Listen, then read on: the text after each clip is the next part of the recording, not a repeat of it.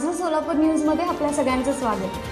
भेटले की नाही काय भेटले की नाही? भेट झाली. साहेबांची तब्येत बरी नाहीये, पण साहेब विश्रांती घेत आहेत. परंतु काय राजकीय चर्चा झाली अजिबात का नाही, अजिबात नाही. राजकीय चर्चा काही नाही. सत्तेत सहभागी थेट आहेत. नाही, साहेबांची तब्येत बरी नसल्यामुळं कुणाचीच त्यांची चर्चा झाली नाही.